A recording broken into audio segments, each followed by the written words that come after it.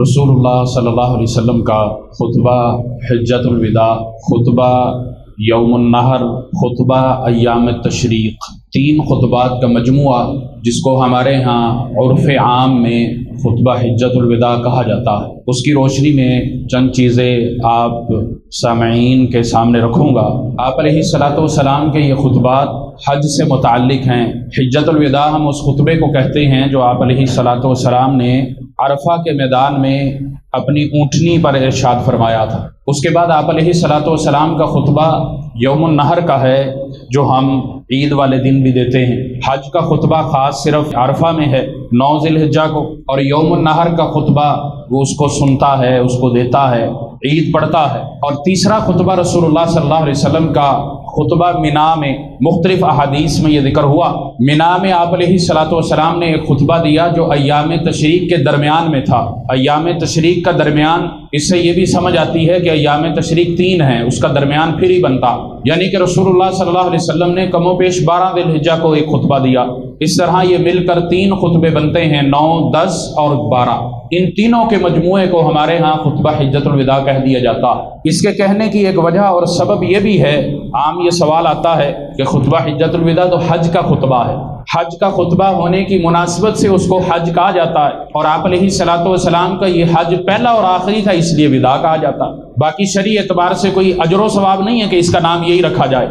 आप अलैहिस्सलातु वस्सलाम ने अय्याम तशरीक का जो खुतबा था उसमें यह बात कही थी कि हो सकता है कि मेरा ये आखिरी यहाँ पर खुतबा हो, आपसे यहाँ पर मेरी आखिरी मुलाकात हो, आइंदा साल मेरी आपसे हज में मुलाकात ना हो। ये आप अलैहिस्सलातु वस्सलाम के अल्फाज इब्न माजा में मिलते हैं जो अय्याम तशरीक के मिना में खुतबे में आप अलैहिस्सलातु वस्सलाम के इन अल्फाज से भी पता चलता है।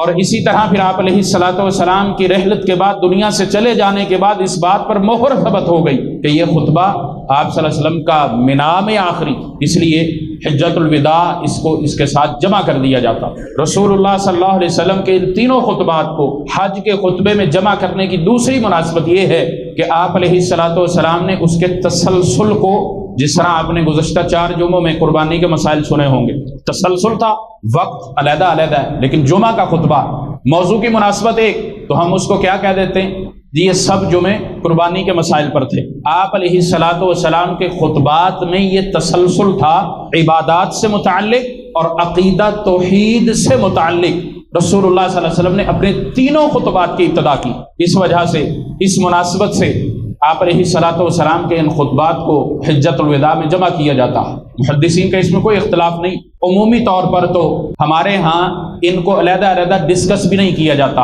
आम आवाम को ये भी पता नहीं होता कि आप अलैहिस्सलातु वस्सलाम के इन खुतबात के नुकात में या इस खुतबा के नुकात में यौमुन नहर का और अय्याम तशरीक का खुतबा जमा।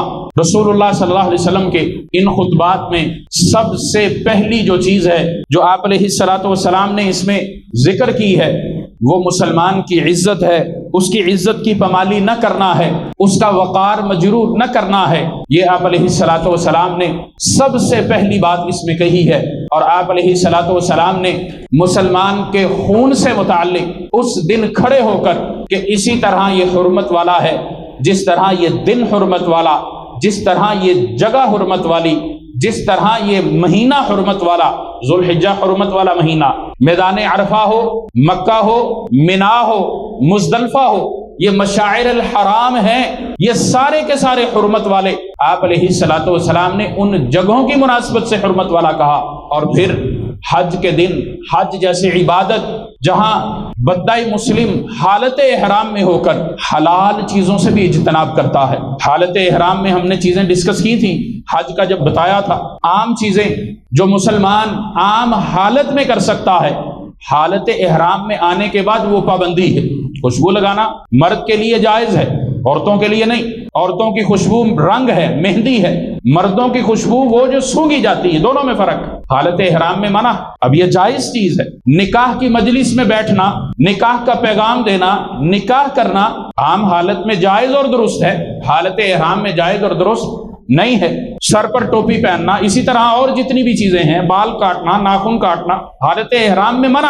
आम चीज आम रूटीन में जायज और दुरुस्त। آپ علیہ نے اس لیے مسلمانوں کو بتانے اور سمجھانے کے لیے ان 3 اور 4 حرمتوں کا ذکر کرتے ہوئے یہ کہا کہ جس طرح یہ اللہ رب العالمین نے حرمت والی بنائی ہے، اس طرح تم پر دم المسلم حرام، مسلمان کا خون بہانا، اس کو اذیت دینا، اس کو پریشان کرنا، وہ حالت ایمان والا ہے، وہ مسلمان ہے، یہ مسلمان کے ایمان کے منافی ہے، اس کے اسلام کے منافی ہے کہ وہ کسی مسلمان کو تکلیف دے۔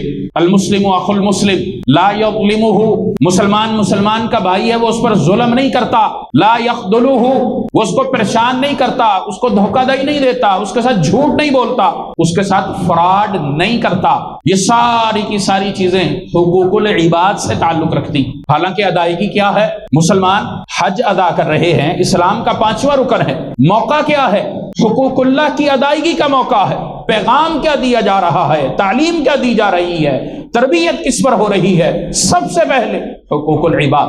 کوئی شک نہیں، عقیدہ توحید بنیادی چیز ہے، رسول اللہ صلی اللہ علیہ وسلم نے اس کی بہت زیادہ تاکید کی، لیکن اس کے بعد مسلمان کا ایمان کیسے مضبوط ہوتا ہے، اس کا ایمان کس طرح بچتا ہے، اس کا اسلام کس طرح بچتا ہے۔ اور پھر آپ علیہ السلام نے اس خطبہ میں اللہ رب العالمین کا یہ فرمان عالی شان بھی پڑھا، وَمَن يَقْتُلْ مُؤْمِنًا مُتَعَمِّدًا فَجَزَاؤُهُ جَهَنَّمُ، جان بوجھ کر جو مسلمان مومن کو قتل کرتا ہے، متعمدن قصدن ارادتن، جان بوجھ کر اپنی ان حرکات کو سمجھتے ہوئے کہ میں اگر یہ حرکت کروں گا مسلمان کو تکلیف ہو سکتی، اس کو اذیت پہنچ سکتی، اور نبی صلی اللہ علیہ وسلم نے تعلیم کیا دی؟ چھری، چاقو، بندوق مسلمان کی طرف اس کا منہ نہیں کرنا، اچانک لگ نہ جائے، چل نہ جائے۔ آداب کیا سکھائے؟ ہم قربانی کا دن ہے، یہ بھی عید کا دن ہے، قربانی کے دن ہے، قربانی میں ہم چھری کا استعمال کرتے ہیں۔ چھری سیدھی نہیں پکڑانی دوسرے کو، نوک اپنی طرف کر کے یا نوک سے پکڑ کے دستہ اس کو پکڑانا ہے، کس لیے؟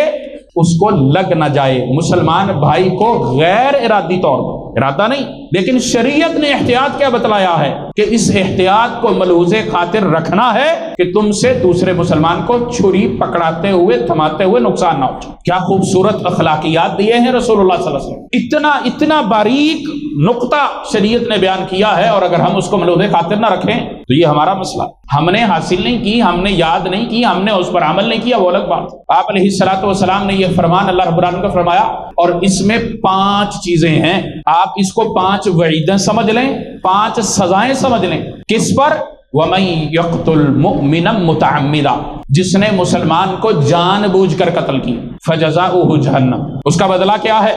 جہنم ہے، آگ ہے۔ دوسرا خالدن فیہا، جہنم تو ہے ہی ہے، ایسی جہنم نہیں کہ سزا پوری کر کے نکل آئے، خالدن فیہا، ہمیشہ اس میں رہے گا۔ وغضب اللہ علیہ، تیسری سزا، اللہ رب العالمین کا غضب اس پر رہے گا، اس کی ناراضگی اس کے مقدر میں ہوگی، اللہ کی ناراضگی اس کو مل جائے گی۔ ولعنہ، اللہ کی لعنت اس پر ہوگی۔ وأعد لہ عذابا مہینا، ہمیشہ کے لیے اللہ رب العالمین کا عذاب اس پر ہو جائے۔ یہ 5 سزائیں، 5 وعیدیں جو اللہ رب العالمین نے کس میں ذکر کی ہیں؟ وَمَن يَقْتُلْ مُؤْمِنًا مُتَعَمِّدًا، جرم ایک ہے، سزائیں 5 ہیں۔ یہ دم مسلم کی حرمت ہے، اور رسول اللہ صلی اللہ علیہ وسلم کے صحابی برا بن عازب رضی اللہ تعالی عنہ وہ یہ بیان کرتے ہیں، مومن کو بغیر حق کے اگر قتل کر دیا، اس کا اگر نقصان کر دیا، گویا کہ پوری دنیا سے زیادہ اس نے اس کا نقصان کر دیا۔ اور ایک حدیث میں زمین اور آسمان کا ذکر کہ زمین اور آسمان کا نقصان ایک طرف، مومن کا نقصان ہے۔ ترمذی سنن ابن ماجہ میں یہ روایت موجود ہے، اور رسول اللہ صلی اللہ علیہ وسلم سے بہت سارے صحابہ اس سے متعلق روایات بیان کرتے ہیں، اور اس بات کا احساس دلاتے ہیں کہ مومن کا، مسلمان کا، ایک مومن اور مسلمان پر حق کیا ہے، اس کی عزت کا تحفظ، اس کے مال کا تحفظ۔ یہ حواس خمسہ کیا، جن پر حدود اللہ کا نفاذ ہے۔ اور آپ علیہ السلام نے فرمایا اللہ رب العالمین نے قتل حرام کر دیا۔ رسول اللہ صلی اللہ علیہ وسلم کی زبان مبارک سے اللہ رب العالمین کا فرمان ملتا کہ اللہ رب العالمین نے خون حرام قرار دیا الا فی 3، مگر کہ 3 چیزوں میں، الثیب الزانی، شادی شدہ زانی، اس کا خون حلال ہے، حاکم اس پر حد نافذ کرے گا، اس کو قتل کرے گا، اس کے زنا کی یہ سزا ہے۔ اور اسی طرح قتل کرنے والا، قتل بالنفس، جس نے قتل کیا اس کے بدلے میں قتل، اللہ رب العالمین کا وَكَتَبْنَا عَلَيْهِمْ فِيهَا أَنَّ النَّفْسَ بِالنَّفْسِ، لکھ دیا اللہ رب العالمین نے، کسی نے قتل کیا ہے، اس کے بدلہ کیا ہے؟ اس کی سزا کیا ہے، حدود اللہ کا تقاضا کیا ہے کہ اس قاتل کو قتل کرے کون؟ حاکم وقت، قاضی، میں اور آپ نہیں، یہ یاد رکھے۔ حدود اللہ کا نفاذ ہمارے ہاتھ میں نہیں، یہ ہمارے ہاں اس میں بڑی غلط فہمی لے لی جاتی، اور پھر خوارج کے راستے پر چل کر ہم اپنے مسلمان بھائی کو خود مارنا شروع کر دیتے ہیں۔ حاکم سزا نہیں دیتا، وہ اس کا مسئلہ، وہ حدود اللہ کا نفاذ نہیں کرتا، وہ اس کا مسئلہ، اللہ نے اس کو پوچھنا ہے اور اس نے جواب دینا۔ ہمارے اختیار میں صرف یہ ہے کہ ہم حاکم کا دروازہ کھٹکھٹا دیں، اس تک ثبوت فراہم کر دیں، اس کے بعد وہ رشوت لیتا ہے، وہ حرام خوری کرتا ہے، وہ سزا نہیں دیتا، وہ قاتل کا ساتھ دیتا ہے، وہ زانی کا ساتھ دیتا ہے، وہ حدود اللہ کی پامالی کرتا ہے، وہ سب کچھ اللہ کے ذمے اور اس کے ذمے، وہ خود جواب دہ ہوگا۔ اس بات کو اچھی طرح سمجھ لینا چاہیے، ہمیں یہ اختیار شریعت نے نہیں دیا، اور رسول اللہ صلی اللہ علیہ وسلم نے یہ تعلیمات دی ہیں۔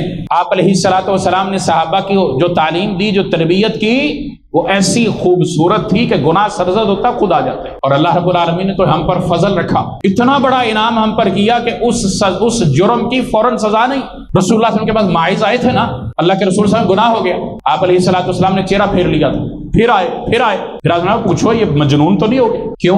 اللہ رب العالمین سے معافی مانگ لے، ماعز توبہ کر لے، اللہ نے گناہ پر پردہ رکھا، یہ بھی پردہ رکھ لے۔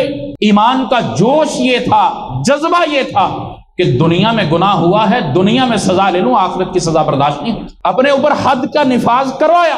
رسول اللہ صلی اللہ علیہ وسلم نے کہا مجنون تو نہیں پتہ کر لو، وہ یہ نشے میں تو نہیں، یہ پتہ کر لو، اس کی عقل تو نہیں فوت ہو گئی، کیونکہ یہ خود کہہ رہا ہے اللہ کے رسول مجھے پاک کر دیں۔ ایسے ہی غامدیہ اور جوہنیہ قبیلے کی دونوں خواتین آئی تھیں، یہ ان کے ایمان کا جذبہ تھا۔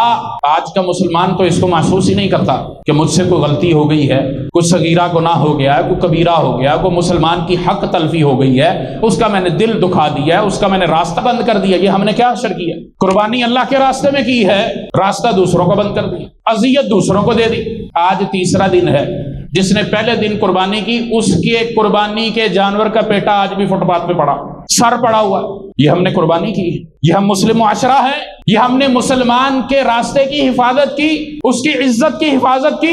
سارے یہی کام کرتے ہیں، ایک دوسرے پہ ڈال دیا، میں نے کیا، میں نے اپنے دروازے سے کھینچ کے برابر پہ کر دیا، اس نے کیا، اس نے اپنے دروازے سے کھینچ کے برابر پہ کر دیا۔ دونوں برابر کریں گے تو جائے گا کہاں؟ 50,000 سے لے کر 50 لاکھ تک ہم قربانی پر لگا دیتے ہیں، 500 روپے اس کی صفائی پر نہیں لگا سکتے۔ اور شریعت نے ہمیں کیا حکم دیا؟ کوئی مہمان ہمارے گھر آتا ہے تو ہم گھر کی صفائی کس طرح کرتے ہیں؟ واش روم صاف کر، کچن صاف کر، مجلس صاف کر، مہمان خانہ صاف کر، ڈرائنگ روم صاف کر، بیٹھک صاف کر۔ کس لیے؟ مہمان آ رہے ہیں، اور عید کا دن جو مسلمانوں کے تہوار کا دن ہے، ہمسایہ کا مہمان ہوتا ہے اور پورے محلے میں بدبو پھیلی ہوتی، یہ ہم نے قربانی کی، اللہ سے اجر کے حصول کے لیے ہم نے لاکھوں روپے لگائے ہیں۔ اتنا بڑا عمل کرنے کے باوجود اگر ہم نے اس چیز کو سامنے نہ رکھا، اس پر غور نہ کیا، تو معاشرتی اعتبار سے تو ہم میں کوئی فرق نہ آیا، ہم نے اپنے معاشرے کی اصلاح تو نہ کی، قربانی بھی کر لی، رشتہ داروں کو بھی دے دیا، غریبوں میں بھی بانٹ لیا، سائل کو بغیر سوال کرنے سب کو دے دیا، لیکن اس بات کا خیال نہیں رکھا۔ 100-200 روپے لگا کے اس کے اوپر چونا نہ مار سکے، تھوڑی سی مٹی نہ ڈال سکے، بلکہ اور سونے پہ سہاگا یہ کرتے ہیں، جانور کھڑا کرنے کے لیے جو بھالو مٹی لے کر آتے ہیں وہ بھی سڑک پہ ڈال دیتے ہیں، پہلے کھڈے، چلو کھڈے بند کرنے کے لیے اور گرد غبار سے، یہ راہدار کو نقصان ہے، اس کو تکلیف ہے۔ اور رسول اللہ صلی اللہ علیہ وسلم نے راستہ بند کرنے سے صحابہ کو کیا تلقین کی تھی؟ عرب کا مزاج تھا، یا اصحاب کیا کر رہے ہو ادھر بیٹھے ہوئے؟ اللہ کے رسول صلی اللہ علیہ وسلم حال حوال لے رہے ہیں، آپ صلی اللہ علیہ وسلم فرمایا راستہ بند نہیں کرو، گزرگاہ بند نہیں کرو، اور ہم گزرگاہ شوق سے بند کرتے ہیں، یہ المیہ ہے۔ پچھلے سال بھی میں نے گزارشات یہ کی تھی، آپ محلے میں ابھی گھوم کر دیکھ لیں، پوری گلی میں سے کوئی ایک گھر ایسا نظر آئے گا جس نے کچھ اہتمام کیا ہوگا۔ ابھی میں گزر کے آیا ہوں یہ اس گلی سے، وہ عید والے دن جو خون بہ رہا تھا، عید پڑھا کے جب میں گیا تھا، وہ نشان آج بھی لگے ہوئے ہیں۔ تیسرا دن قربانی کا جانور ہم 50 لاکھ کا لائے ہوں گے۔ یہ ہمارے عمل کی قبولیت کے درجے کو کم کرنے والی چیزیں ہیں، یہ ہلکی نہیں۔ جانور کے سر سے مغز نکال کے وہیں چھوڑ دیا، اور پھر ہوتا کیا ہے جی، انتظامیہ صفائی نہیں کرتی، بلدیہ صفائی نہیں کرتی، یو سی چیئرمین ایسا اور ایسا، اس کو گالیاں دے کے ہم اپنا غصہ ٹھنڈا کر لیتے ہیں۔ بھائی ٹھیک ہے، انتظامی معاملات میں ان کی ذمہ داری، لیکن بطور انسان کتنا کا انتظام وہ کر لیں۔ یہ راستوں کے ضمن میں میرے ذہن میں بات آئی، پچھلے جمعے کرنا تھی میں نے، ویسے اس پر بہت زیادہ تلقین ہے، خود بھی ہمیں سنبھلنا ہے، خود بھی سمجھنا ہے، دوسروں کو بھی سمجھانا، محبت سے، پیار سے۔ اور یہ کوئی ایسی چیز نہیں ہے کہ کوئی اس پر اڑی کرے، نہیں جی میں نہیں کرتا، یقیناً سمجھے گا. غیر ارادی طور پر یہ ہوتا ہے. شعور دیں وہ شعور لے. جھگڑنا ہمارا کام نہیں، دعوت دینا ہمارا کام ہے، پیغام دینا ہمارا کام ہے، سمجھانا ہمارا کام ہے. آپ علیہ الصلوۃ والسلام نے بہت زیادہ اس پر زور دیا ہے مسلمان کے حق سے متعلق. اور اللہ رب العالمین نے 5 سزائیں مسلمان کے ناحق خون پر دی ہیں، اس پر بتلائی ہیں. اور اسی طرح مسلمان کے خون کے ساتھ اس کی عزت سے متعلق بھی آپ علیہ الصلوۃ والسلام نے بہت زیادہ تاکید کی. ہم عام طور پر کسی کو دعوت دیتے ہوئے، تبلیغ کرتے ہوئے، وعد و نصیحت کرتے ہوئے اگلے بندے کا سٹیٹس نہیں دیکھتے.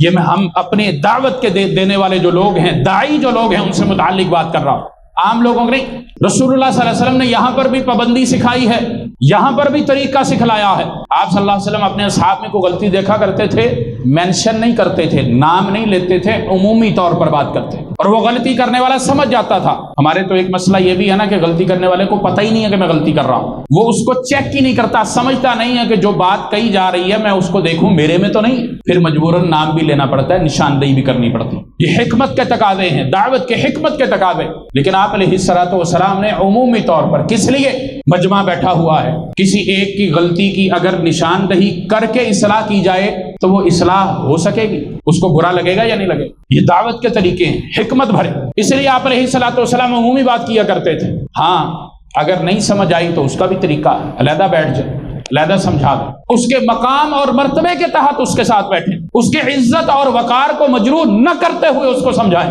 یہ دعوت کا طریقہ. اور اگر دین کی دعوت دینے میں مسلمان کی عزت کا تحفظ شریعت نے کیا ہے تو دنیا کے معاملات میں کیسے؟ کیا شریعت ہمیں یہ اجازت دیتی ہے کہ ہم اپنے متحد کی عزت نفس کو سب کے سامنے مجروح کریں؟ قطعاً نہیں. ہم اس کو اس کے کام کا بدلہ دیتے ہیں، اس کی عزت خریدنے کا بدلہ نہیں دیتے، اس کی جان خریدنے کا بدلہ نہیں دیتے. یہ فرق یاد رکھیں. ہاں غلطی ہے. نبی صلی اللہ علیہ وسلم کے خادم تھے سیدنا انس رضی اللہ تعالیٰ عنہ، بچے تھے چھوٹے، 10 سال خدمت کی، اور کیا کہا؟ آپ علیہ الصلوۃ والسلام نے کبھی نہیں ڈانٹا. بلال رضی اللہ تعالیٰ عنہ، آپ صلی اللہ علیہ وسلم نے تبوک سے واپسی پر پیرے پر کھڑا کیا تھا. بلال پہرا دینا، بلال کی بھی آنکھ لگ گئی. سب سفر میں ہیں، سب غزوہ جنگ میں ہیں. آپ علیہ الصلوۃ والسلام کی فجر کی نماز رہ گئی تھی. حالانکہ کتنی تاکید. ہمارے ہاں کہتے ہیں جی نبی صلی اللہ علیہ وسلم فجر، بلال نے اذان نہیں دی تو سورج ہی نہیں نکلا. کیسی غلطیاں ہیں، غلط فہمیاں. نبی صلی اللہ علیہ وسلم پر کے چہرہ مبارک پر سورج کی کرنیں، شعائیں پڑی. آپ نے کہا یا بلال ماذا فعلت؟ تو بلال یہ کیا کیا؟ اللہ کے رسول مجھے بھی نیند آ گئی. آپ نے فرمایا چلو اٹھو جلدی، یہ جگہ چھوڑو. جگہ چھوڑی، بلال کو کہا اذان دو، اور فوراً نماز پڑھی. سورج واپس نہیں ہوا تھا، سورج نہیں آپ صلی اللہ علیہ وسلم کو جگایا تھا. کوئی ایسی بات نہیں کہ بلال نے اذان نہیں دی اور سورج نہیں نکلا. سورج نکلا، نبی صلی اللہ علیہ وسلم کے چہرے مبارک پر روشنی، اس کی شعائیں پڑی اور آپ کو جا. آپ صلی اللہ علیہ وسلم نے بلال کو کچھ نہیں کہا. بحیثیت انسان نیند آ گئی. ہاں روٹین ہے، ایک دفعہ سمجھایا، بار بار سمجھایا، پھر وہ ایسے کرتا، اس کو علیحدہ لے کر بیٹھ جائے.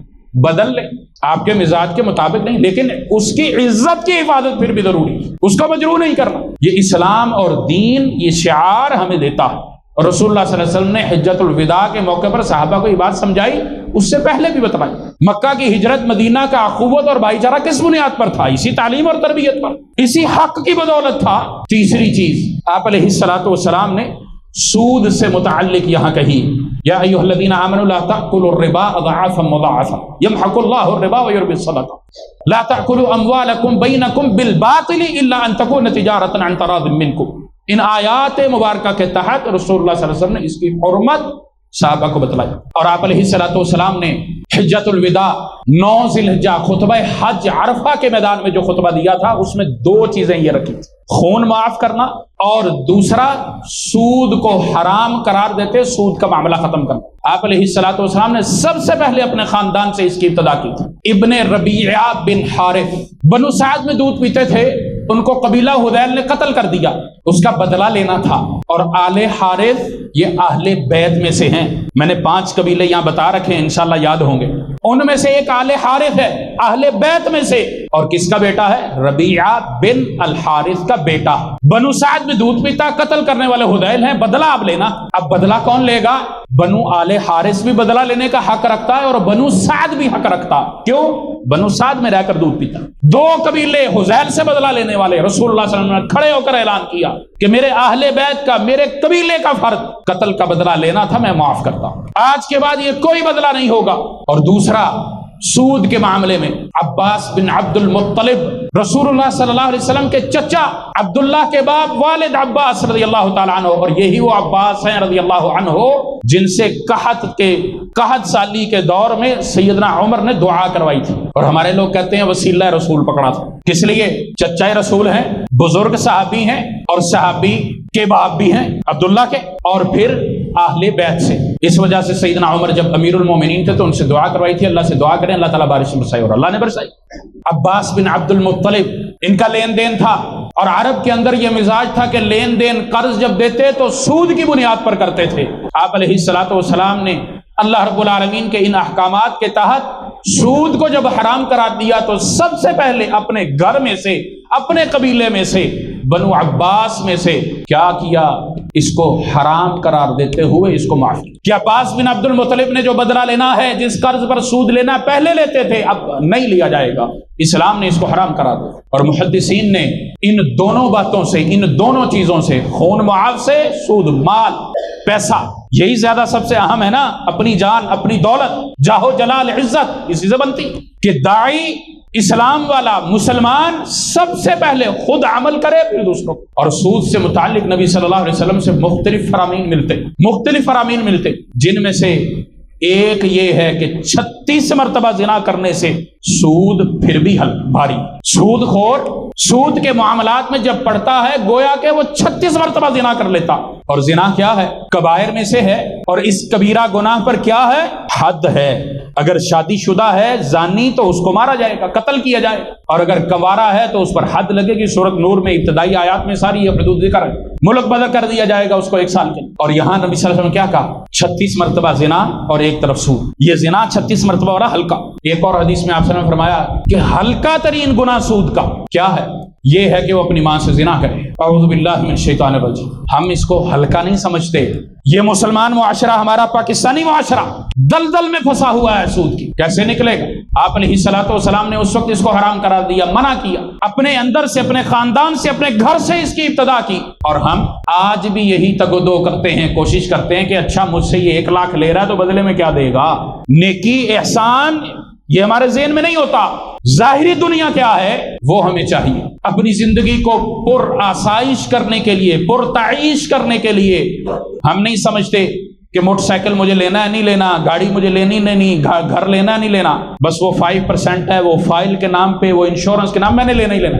زندگی سکون میں آ جائے، قبر بھلے برباد ہو جائے۔ اور کون چاہتا ہے کہ اس کی ماں پر تہمت بھی لگے؟ نعوذ باللہ، کوئی نہیں چاہتا۔ کوئی ایسی اولاد نہیں اللہ کے بغیرت ہو کہ میری ماں سے متعلق ایسے کوئی کہے۔ اور شریعت نے کیا کہا؟ سود میں پڑھو گے تو ہلکا ترین گناہ کیا ہے؟ یہ ماں سے زنا، اس سے نکاح۔ رسول اللہ صلی اللہ علیہ وسلم نے اس پر بہت زیادہ سختی سے تاکید کی، حرام سے بچنے کی سختی سے تاکید۔ اور حرام انسان کی زندگی میں جب شامل ہوتا ہے تو پھر اس کا کچھ بھی باقی نہیں رہتا، نہ اس کی عبادات، نہ اس کی دعائیں، نہ اس کے دنیا کے دیگر معاملات، سب کچھ تباہ و برباد ہو جاتا ہے۔ کیوں؟